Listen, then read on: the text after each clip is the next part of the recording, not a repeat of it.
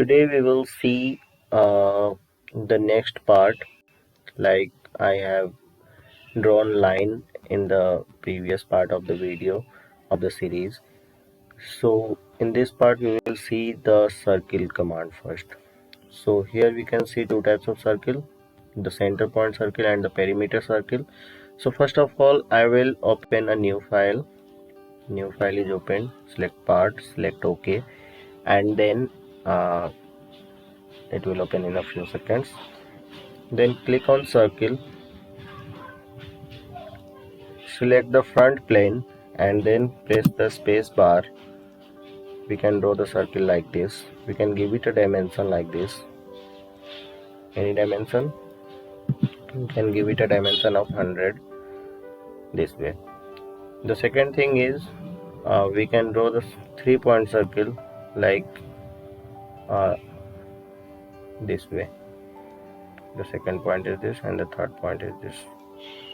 So this way we can create a circle. We can give it a dimension like a smart dimension, click on the perimeter of the circle and then click it and then 150 mm, anything, any dimension you can give it.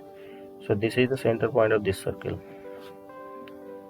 Now this is made from the center point, so this is a fully defined circle, and this is not made from the center point, so this is a partially defined circle. We have just given the dimension but not the fixed point. So the second thing is spline. Now spline, this is cap, select a spline. Two types of splines, a spline and a style spline. So the difference is very near. Like this is a spline drawn and this is a style spline drawn here. So we can control this spline this way, and we can control this spline from the outer part of the line this way. This is the only difference. The third one is based on an equation, so this will be covered in the latter part of the series. The next thing is plane. Insert a plane into the 3D sketch. So once we will move to the models, 3D models, then we will cover this part. Now the next thing is rectangle. So the rectangle is created this way. We can give it a dimension. We can give it a dimension by clicking on the smart dimension. So I will show you how to draw a fully defined rectangle. The fully defined sketch is necessary. So a fully defined, click on rectangle. The plane is selected.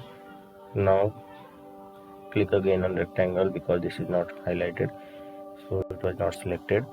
So this way we create a rectangle. Now click on a smart dimension, click here and here, give it a dimension as it is, or any dimension you can give it, and give it a dimension like this. So any dimension you can give. So this is a fully defined rectangle because we have given it a point, a starting point, and this one will be kept in the horizontal position always, and we have the dimensions as well. So this cannot be moved anywhere. So this is a fully defined rectangle. This way we can create different types of rectangle like 3-point rectangle. 3-point rectangle is drawn this way. Arc is drawn like there are two main types of arcs, center point arc and 3-point arc. The center point arc is drawn like this,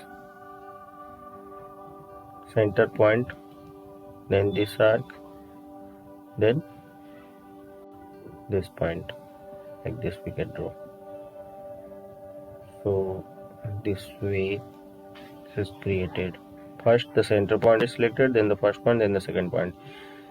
The next is 3-point arc. In 3-point arc we select the first point, then the last point, then the center point, like this.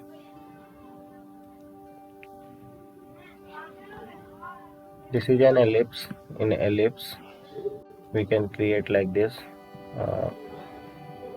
This ellipse is created the first radius and then the second radius, the ellipse is created. Now partial ellipse, this is the first radius, this is the second radius, and then we can create it like this, partial ellipse. Anyway, first radius, second radius, then we can create only this much part of the ellipse. So this is how the ellipse is created. Two parts are important, this one and this one. The parabola and conic will be covered in the latter part of the series. After that, slot and polygon and chamfer, this will be covered in the next video. So thank you for watching this video and keep learning with me, and please subscribe if you like my channel, if you like my content, if you like my videos, and please share. Thank you so much. Have a nice time.